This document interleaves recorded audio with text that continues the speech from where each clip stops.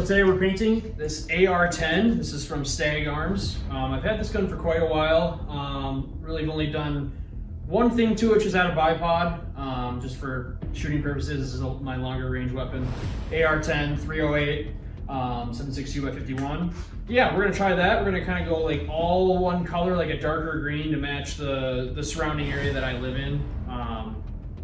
And so we're gonna go like a darker green, and we're gonna kind of have some like droops of black off the top of the gun itself to kind of give it that mix of, you know, two different colors, not just one solid green. So we're going to be using this Rust-Oleum, which one? This is Hunter Green. And then we're just going to be using just Krylon black, just satin black, flat black. Don't use glass. Glass kind of gives it that shiny glow. You don't want glow when you're out in the woods doing whatever you want, or for camouflage purposes. You don't want the sun shining off it and making it nice and shiny. So I'm gonna go flat black and flat or satin Hunter Green. So these are the two that I got. Super cheap. Let's get to it. Start off with the paint job. Obviously, you're gonna want to tape off everything that you don't want to get painted, obviously. So this is a 4x12 optic that I have on here. So I have taped off, as you can see, my numbers. I've taped off so I know what distance I'm scrolling to. And then I taped off the glass. Obviously, you don't want to be covering the glass, the thing that you look through to actually shoot the gun. And then I taped off my muzzle brake, because this muzzle brake is a silencer, a QD silencer, so I can slip it on, tighten it on, so I don't want those grooves getting all gunked up and then my silencer doesn't seed right. Then I end up blowing my silencer out with the bullet. So I have that taped off, making sure that's all good to go. I don't get tape on that. Did the trigger guard down here just because I don't want paint on the inside where the trigger is. And then I did the mag well as well. I paint without a mag in it. You can paint with a mag in it, doesn't matter. I'm gonna paint my mags here soon. And that's really about it. I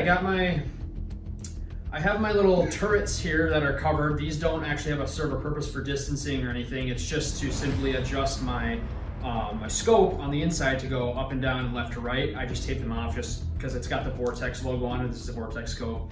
And then I taped off some miscellaneous logoing of my actual gun. So here it says Stag Mag, but where there's the engraving, you're still gonna see it because it's engraved into the gun. So the paint, you'll still be able to read all your engravings on it. Won't be an issue. And that's really about it. Anything else? I'm gonna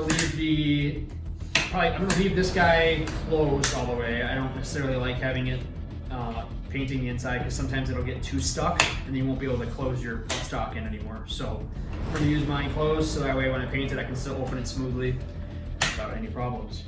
Other than that, let's jump right into it. So after further review, I've changed my mind. I'm actually gonna go with not a Hunter Green, but this is that textured stuff. So it's gonna have a little bit of texture and feel to it, which it doesn't matter to me. It's still a satin color, satin or flat. Just gonna give it a little spray. Always give it a little spray before you choose to use it, because if you don't like it, then it sucks for you. So I'm just gonna spray here. Yeah, I mean, sometimes your paints might not be the exact color that you're wanting. Yeah, kind of go with that darker green. So we'll go on the bottom first. Let's try this out. Kind of want to go a little bit away from it. Don't want it too close, don't want it too far though. Just kind of do like a little brush against the side. Super smooth motion like this, and it should be good to go.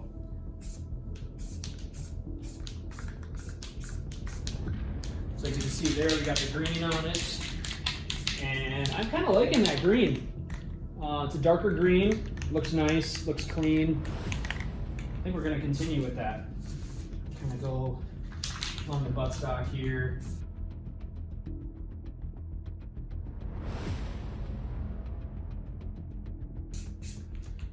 Cool. Now we'll flip it around, and since it's on a bipod, this is nice. Be able to kind of flip this around without getting too dirty. I have a little bit of green on my thumbs, but that's no biggie.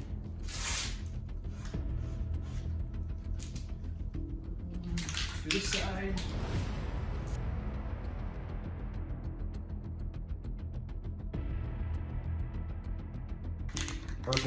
Cool, so we got our green.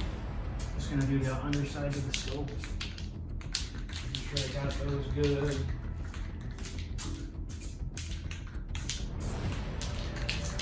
Yeah, no dripping.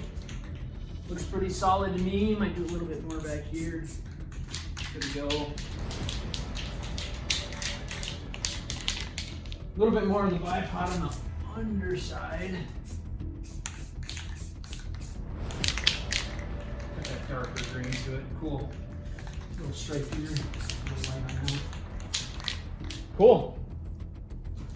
So now we're gonna let that sit for, I don't know, 5-ish minutes. Kind of let it just get a nice slight soak to it, and then just enough to where it's kind of dry to the touch. And then we'll use our black and kind of use I think I'm gonna go with a cotton ball, paint it black, kind of do like my markings down the side of the gun instead of doing like an actual spray. A little wide, not really what I'm kind of going for, and we'll kind of go down along the gun. So, all right, so now that we got the green that's kind of dried up, I can touch it, doesn't really move too much. So now I'm gonna add the black. And what I took is I got like this sponge. This is actually like it's like a wheel shiner for a vehicle.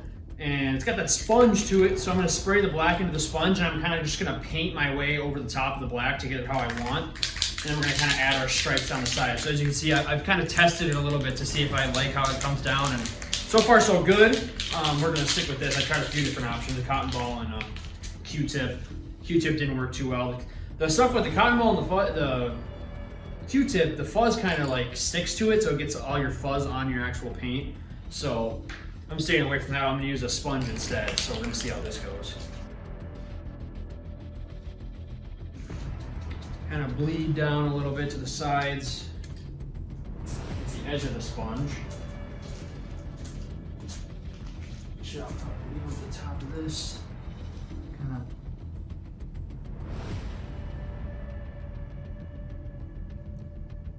droop it down in a couple sections.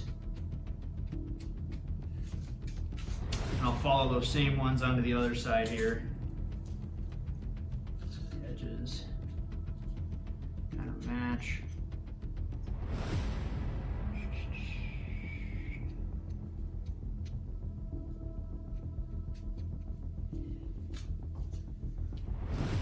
That.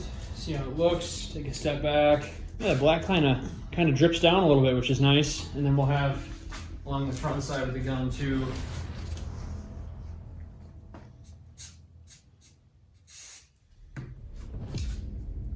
Go like down to here.